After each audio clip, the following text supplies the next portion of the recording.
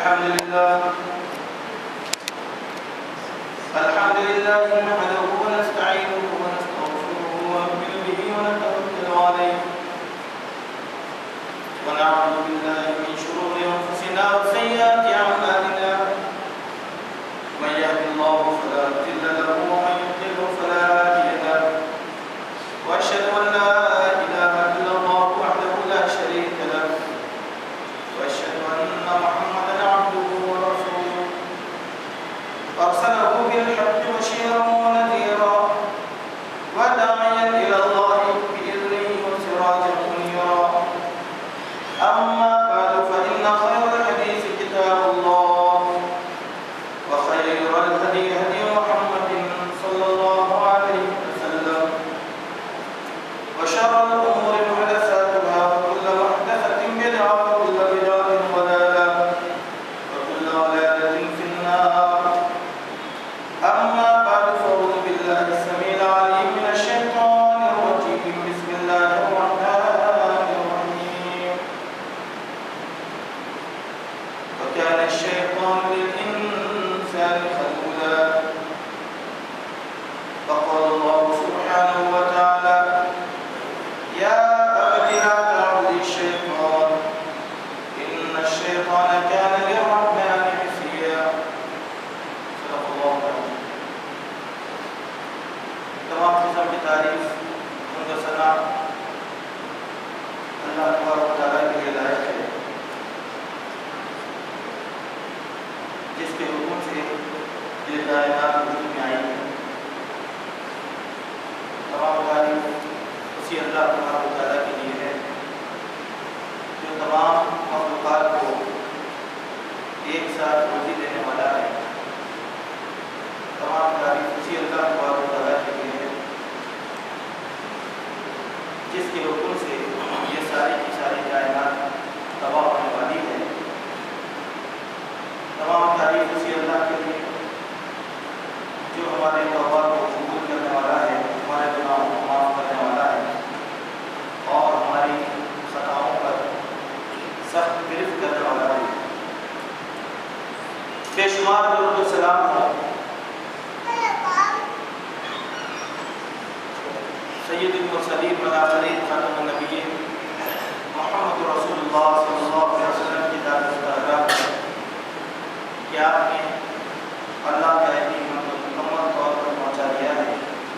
اس دین میں کسی قسم کی کوئی کمی نہیں ہے اور نہ غلطی کی کوئی گنجائش نہیں. معزز حاضرین, اس سے پہلے جمعہ میں جہاں پر شیطان کا تذکرہ آپ کے سامنے کیا گیا تھا تو اس بات کا بھی وعدہ کیا گیا تھا کہ شیطان سے متعلق جو اہم باتیں قرآن اور سنت میں بیان کی گئی ہیں وہ آپ کے سامنے انشاءاللہ آج میں انشاءاللہ آپ کے سامنے شیطان اور اس کی شرارتوں سے متعلق وہ باتیں جو کلام مجید میں بیان کی گئی ہیں اور حدیث میں بیان کی گئی ہیں ان باتوں کو رکھنے کی کوشش کرتا ہوں. معزز حاضرین, قرآن مجید میں اللہ تبارک و تعالیٰ نے کل 88 مقامات پر شیطان کا تذکرہ فرمایا ہے. شیطان کا ایک دوسرا نام بھی قرآن میں ذکر کیا گیا جس کو ابلیس کہا جاتا ہے اور ابلیس کا تذکرہ قرآن میں 11 مقامات پر کیا گیا ہے. شیطان دراصل اس کے معنی ہیں سرکش اور نافرمان کے, اور اس کے معنی یہ آتے ہیں دیوی, دیوتا یا دیو, جس کی عبادت یا پرستش لوگ کرتے ہیں اس کو بھی شیطان کہا جاتا ہے. یہ لفظ اتنا عام ہے, نافرمانی یا ایسی عادتوں کو جب لوگ دیکھتے ہیں تو عام گفتگو میں بھی یہ لفظ استعمال کیا جاتا ہے. جیسے اہل عرب اس لفظ کو استعمال کرتے تھے شیاطین العرب. شیاطین العرب کے جو معنی ہوئے کہ عرب کے سرکش اور نافرمان لوگ, جو لوگ انتہائی سرکش یا نافرمان ہوتے تھے, ان کو اصطلاحی طور پر کہہ دیا جاتا تھا تو وہ شیاطین العرب, عرب کے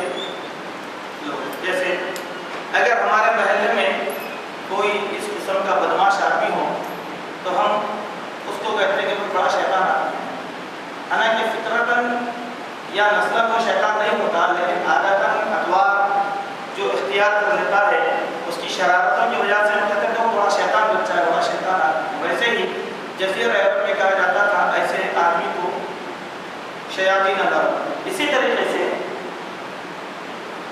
آدمی اگر غصہ ہو جائے اور غصے کی بڑی انتہا کو پہنچ جائے تو ایسے آدمی کو بھی عربی میں ایک لفظ استعمال کیا جاتا تھا کہ رقیبہ شیطان ہو، کہ اس کا شیطان اس پر سوار ہو گیا. اس کے معنی کیا ہے؟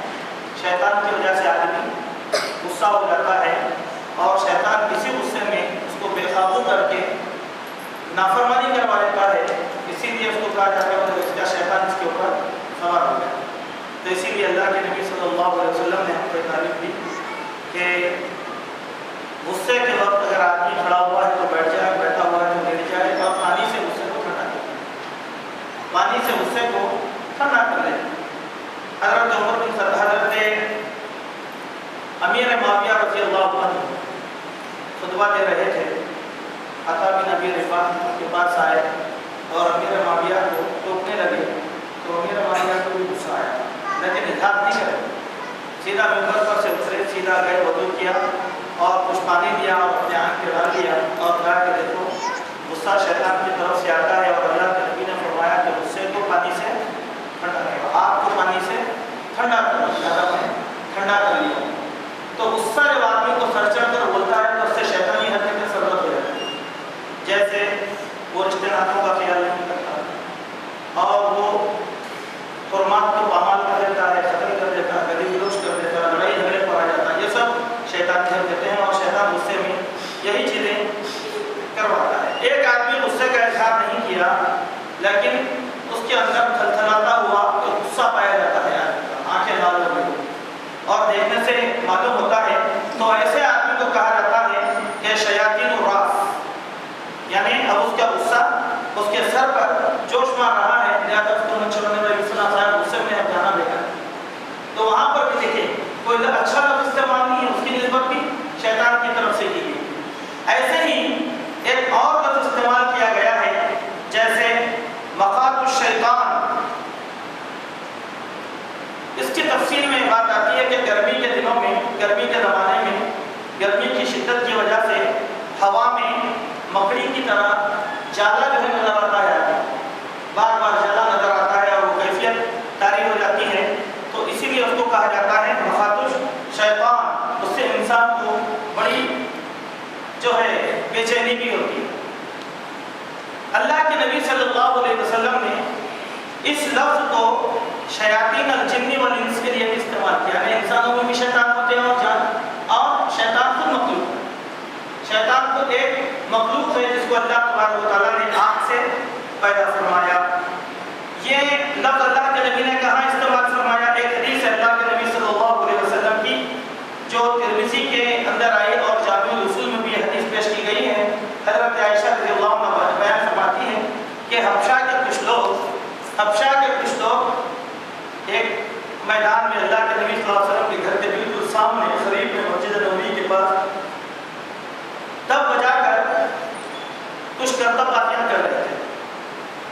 اللہ کے نبی صلی اللہ علیہ وسلم کو نے جب اس کو دیکھا تو حضرت عائشہ سے کہا اے عائشہ آؤ ادھر ادھر، لوگ کیا چیزیں کر رہے ہیں. حضرت عائشہ فرماتی ہیں کہ اللہ کے نبی صلی اللہ علیہ وسلم کی پیٹھ کے پیچھے آپ کے کندھے پر میں نے اپنی ٹوٹی کو لگا دیا اور وہ منظر میں دیکھ رہی تھی. آہستہ آہستہ بہت سے لوگ وہاں پر جمع ہو گئے. ہوا یہ کہ اچانک حضرت عمر بن خطاب رضی اللہ عنہ وہاں پر آ گئے. جیسے حضرت عمر بن خطاب رضی اللہ عنہ کو لوگوں نے دیکھا، سب کھیل میں چھوڑا اور سب بھاگنا شروع کر دیے. خوف کے مارے بھاگنا شروع کر دیے. تو اللہ کے نبی صلی اللہ علیہ وسلم نے وہاں پر فرمایا انی لانظر الی شیاطین الجن والانس، بے شک میں انسانوں اور جنات کے شیاطین کو دیکھ رہا ہوں. قد فروا من عمر، جنہوں نے عمر کو دیکھ کر بھاگنا شروع کر دیا.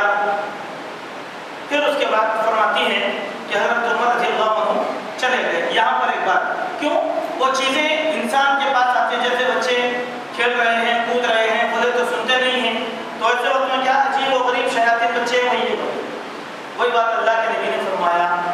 تو یہ جو شیطان ہیں یہ اللہ تبارک و تعالیٰ کی ایک ایسی مخلوق ہے جس کو اللہ نے ہاتھ سے پیدا فرمایا. اور عقیدے کی ایک بات یہاں پر سمجھنے کی ہم کوشش کریں کہ اللہ تعالیٰ نے جتنی بھی مخلوقات کو پیدا فرمایا وہ 3 قسم کی مخلوقات ہیں. 3 قسم کی مخلوق ہے.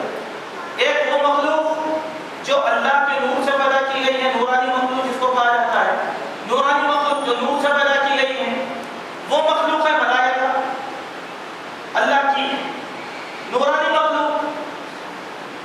دوسری مخلوق ہے جو مٹی سے پیدا کی گئی ہے جس کو خاکی کہا جاتا ہے، جیسے ہم انسان، حیوانات، یہ سب کیا ہے؟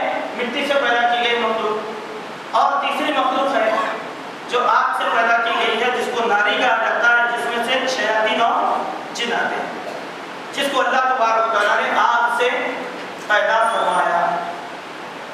چلتے چلتے ایک عقیدے کی بات آپ کو سمجھاتا چلتا ہوں.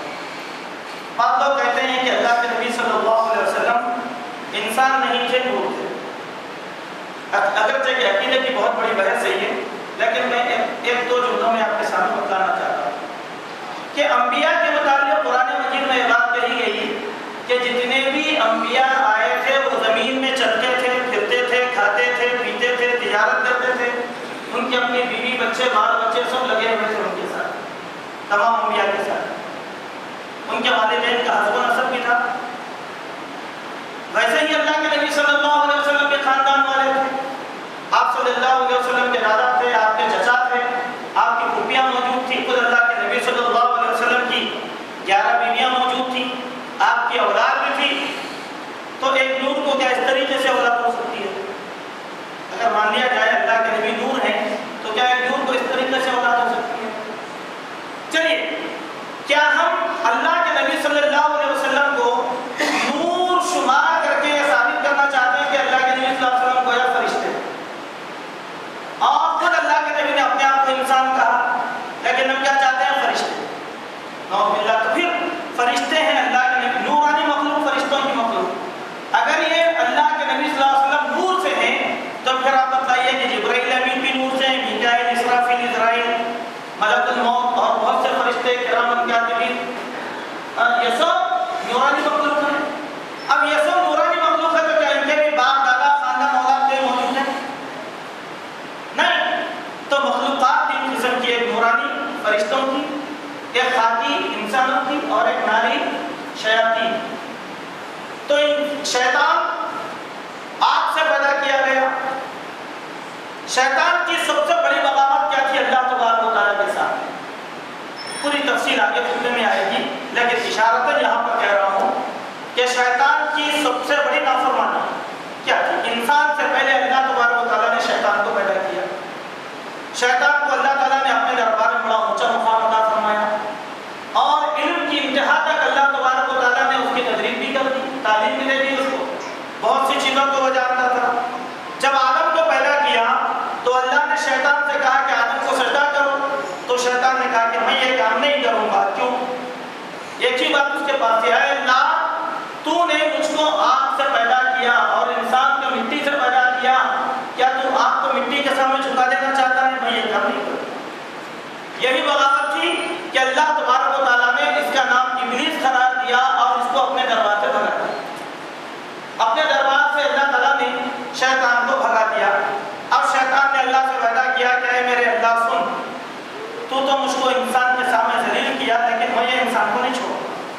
اس کے آگے سے آؤں گا، پیچھے سے آؤں گا، دائیں سے آؤں گا، بائیں سے آؤں گا، اوپر سے آؤں گا، نیچے سے آؤں گا، اور اللہ کے تیرے ان بندوں کو میں صراط مستقیم اور سیدھے راستے سے ہٹا دوں گا، مگر یہ تیرے مومن اور مخلص بندوں کو میں یہ کام نہیں کر سکتا، لیکن عام لوگوں کو کر دوں گا. چلیے، انسان نے کر دیا تھا، انسان نے کر دیا تھا.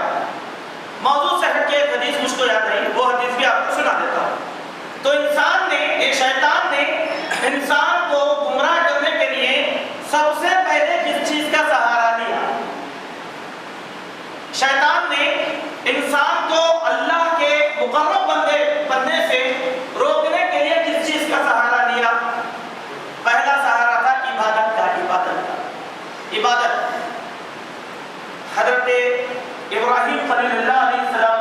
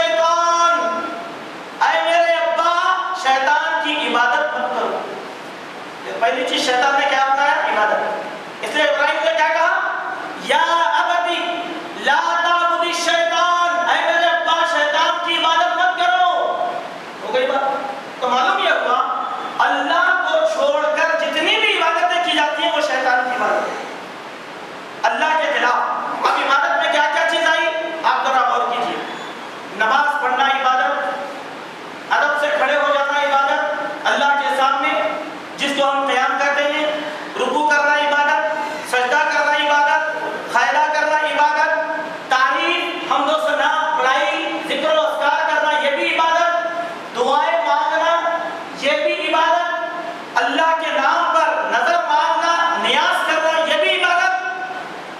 ان میں سے کوئی بھی کام اگر اللہ کو چھوڑ کر کسی غیر کے واسطے ہو گیا تو شیطان کی بات۔ اور آگے دلائل بہت آئیں لیکن اختصار سے کیسے؟ ایک حدیث اس طریقے سے آئی کہ ایک معبود تھا عرب میں جس کو کہا جاتا تھا عزا۔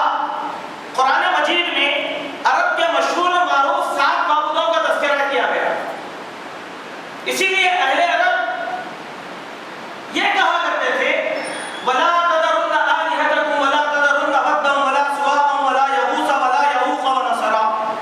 کیا ہے لوگوں سنو، نہ ود کو چھوڑو، نہ یغوث کو چھوڑو، نہ یعوق کو چھوڑو، نہ نصر کو چھوڑو، نہ سواع کو چھوڑو، نہ عزا معبود کو چھوڑو۔ اس طریقے سے لوگوں نے معبود بنا لیے تھے۔ یہ جو معبودان باطل کے نام آئے ہیں، آخر یہ معبودان باطل کون تھے؟ یہ پہلا سوال ہوتا ہے۔ آپ قرآن مجید کی تفسیروں کو اٹھائیں اور اس آیت کے ذکر میں خود پڑھنے کی کوشش کریں۔ ود، سواع، یغوث، یعوق، نصر، عزا، لات، منات، یہ پورے معبود کوئی تیسرے درجے کے دیوانے، پاگل یا خرچلاس لوگ نہیں تھے، بلکہ یہ اپنے دور میں ایمان لانے والے اپنے نبیوں پر انتہائی درجے کے مومنین تھے، صالحین تھے۔ ان میں کا کوئی بھی آدمی برا نہیں تھا، اچھے لوگ تھے۔ تو شیطان نے اللہ کی عبادت کے خلاف اپنی عبادت کرنے کے لیے نیک لوگوں کا سہارا لیا۔ کئی احادیث اس کے اندر ملتی ہے، جیسے دیکھیے اللہ کے نبی صلی اللہ علیہ وسلم فرماتے ہیں لعن اللہ اليہود والنصارى الذین اتخذوا قبور انبیائهم وصالحیهم مساجدا۔ اللہ تعالیٰ یہود اور نصارہ پر لعنت کرے جنہوں نے اپنے نبیوں کی اور نیک لوگوں کی قبروں کو سجدے کی جگہ بنا لیا تھا۔ تو سجدے کی جگہ کس کی بنی؟ نیک لوگوں کی، برے لوگوں کی نہیں بنی۔ شرابی، کبابی، نبابی ایسے لوگوں کی نہیں بنی، بلکہ نیک متقی لوگوں کی قبروں کو لوگوں نے سجدے کی جگہ بنایا۔ کون؟ یہود اور نصارہ میں سے۔ دوسری حدیث اس طریقے سے آتی ہے کہ اللہ کے نبی نے فرمایا لعن اللہ اليہود والنصارى اذا مات فیہم رجل صالح اتخذوا قبور انبیائهم وصالحیهم مساجدا، کہ اللہ تعالیٰ یہود اور نصارہ پر لعنت کرے جب بھی ان میں کا کوئی نیک اور صالح آدمی مر جاتا تو نیک اور صالح آدمی کی قبر کو سجدے کی جگہ بنا لیتے۔ ہو گیا؟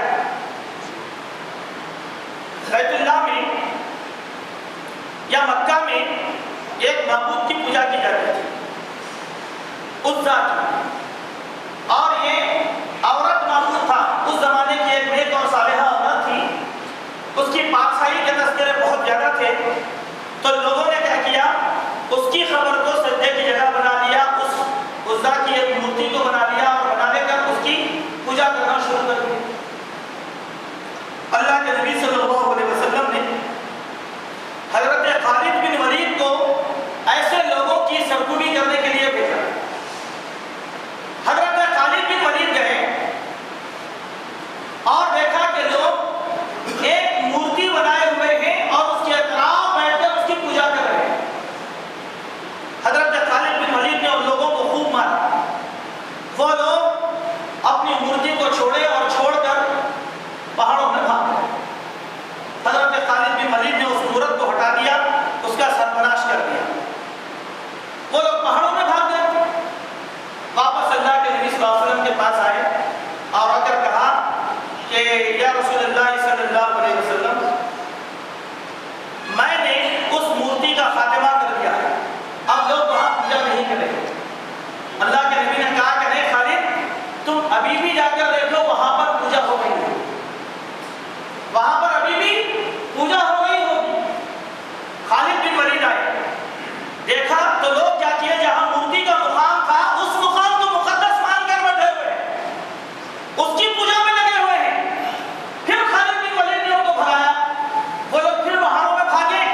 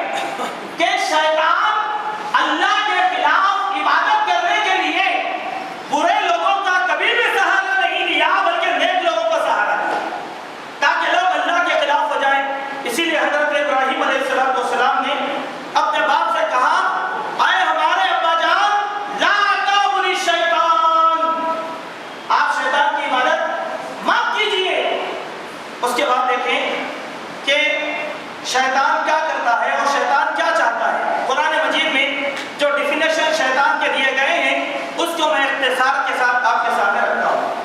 پہلی بات، شیطان بہت بڑا دغاباز، چھوٹا دھوکے باز۔ شیطان سب سے بڑا دغاباز اور دھوکے باز ہے۔ اللہ نے سورہ فرقان کی آیت نمبر 29 میں ارشاد فرمایا وَكَانَ الشَّيْطَانُ لِلْإِنسَانِ خَذُولًا، کہ بے شک اور شیطان انسان کو دغا دینے والا، دھوکہ دینے والا ہے، اس لیے شیطان کی شکنجے میں انسان کو نہیں آنا چاہیے۔ پھر شیطان کی ایک اور کیفیت اللہ نے بیان فرمایا سورۃ الاسراء آیت نمبر 38 میں، آیت نمبر 27 میں وَكَانَ الشَّيْطَانُ لِرَبِّهِ كَفُورًا، کہ شیطان اللہ تبارک و تعالیٰ کا ناشکر ہے۔ اللہ تعالیٰ نے اس کو عزت کا مقام دیا تھا لیکن وہ بغاوت کر کے کیا کیا، اللہ تعالیٰ کی نافرمانی، ناشکری کر دیا۔ تیسرا مقام، شیطان چاہتا کیا ہے؟ اللہ تعالیٰ ارشاد فرماتے ہیں سورہ نساء آیت نمبر 38 میں وَيُرِيدُ الشَّيْطَانُ أَن يُضِلَّهُمْ ضَلَالًا بَعِيدًا، شیطان تو یہ چاہتا ہے، اس کی محنت اور جدوجہد یہ ہے کہ شیطان حق سے ہٹا کر تم کو بڑی دور کی گمراہی میں ڈال دینا چاہتا ہے، بہت دور کی گمراہی میں شیطان انسان کو ڈال دینا چاہتا ہے۔ سورہ اعراف آیت نمبر 27 میں اللہ تعالیٰ کا ارشاد ہے اے آدم کی اولاد، یا بنی آدم، اے آدم کی اولاد، لا یفتننکم الشیطان کما اخرج ابویکم من الجنہ، شیطان تم کو فتنوں سے دوچار نہ کرے جس طریقے سے اس نے تمہاری ماں اور تمہارے باپ دونوں کو جنت سے بے دخل کر دیا تھا۔ کون؟ آدم اور ہوا۔ آدم اور ہوا کو شیطان نے جس طریقے سے بے دخل کیا تھا، کہیں تم کو بھی وہ جنت سے جو ہے بے دخل نہ کر دے۔ کیوں؟ اس نے کیا کیا تھا؟ دونوں کے لباسوں کو اتار دیا، دونوں کو ننگا کر دیا اور ان کی شرمگاہوں کو ایک دوسرے پر واضح کر دیا۔ اللہ تبارک و تعالیٰ نے اسی جرم میں حضرت آدم علیہ السلام کو زمین کے اوپر بھیج دیا اور یہ سارے کا سارا کھیل شیطان کا تھا۔ شیطان نے یہ کام کر دیا۔